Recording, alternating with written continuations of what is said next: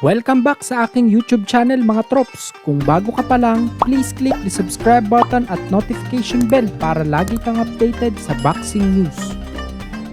Unified Heavyweight Champion Alexander Usyk, determinado pa ring labanan si WBC Heavyweight Champion Tyson Fury para sa kanilang undisputed title fight.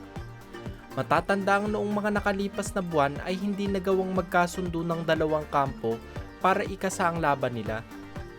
Kahit na pumayag verbally ang kampo ni Usyk sa 70-30 na hatian na inoffer ni Fury, ay hindi pa rin ito pumalag.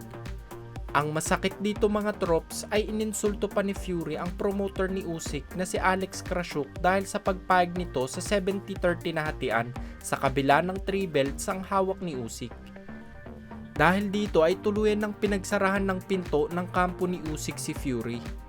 Sa ngayon ay nagmamatigas na ang kampo ni Usyk para sa 50-50 na hatian. Gusto pa rin ni Usyk maging isang undisputed champion ngunit wala na silang offer na ibibigay kay Fury kundi 50-50 share. Wala na daw silang pakialam kung sa Saudi o London maglaban. Tanging ang kumpirmasyon na lang ni Fury ang hinihintay nila dahil diniin ni Alex Krassyuk na hindi na sila makikipagnegosasyon pa kay Fury. Kung gusto daw ni Fury ang malaking pera ay makakatulong ang mga investor ng Saudi, pero ang malaking tanong lang daw dito kung handa na ba talaga si Fury harapin ang isang Alexander Usyk, dahil kung hindi daw ay walang halaga ng pera ang makakapagpapayag dito.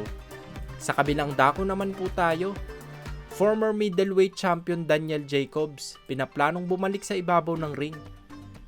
Sa interview ng ES News kay Daniel Jacobs mga trops, ay sinabi nito na hindi niya planong makipag-away kahit kanino, ngunit matagal na daw niyang hinahamon si Jermall Charlo. Hindi niya daw alam kung bakit hindi maikasa ang laban na ito. Handang-handa na daw siya mentally and physically para dito. Sa tingin niya ay may natitira pa siyang isa o hanggang 2 laban sa kanyang boxing career. Si Jacobs ay nagkakaedad na ng 36 years old.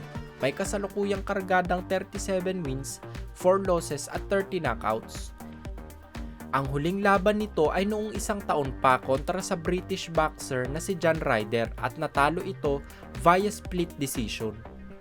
Totoong laban ang tinatarget ni Jacobs mga trops. Ilang taon na din daw siyang naghahamon sa mga boksingero ngunit walang natatanggap na mensahe.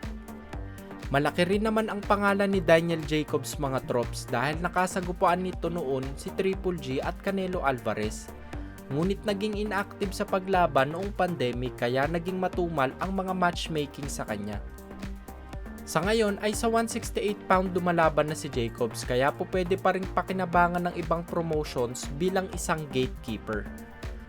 Maraming mga bagitong top contender ngayon sa 168 pound division na malabong maibangga sa undisputed champion na si Canelo Alvarez dahil sa lack of experience. Andyan sila Jaime Munguia ng Golden Boy Promotions, Edgar Berlanga ng Matchroom at ang mandatory challenger ng WBA na si David Morel. Pupwede rin naman siyang gawing pang tune-up fight nila Caleb Plant, David Benavides at Demetrius Andrade. Kung nagustuhan nyo ang balita na iyon mga trops, bigyan nyo naman ako ng isang suntok sa like button dyan. Yun lamang po at maraming salamat.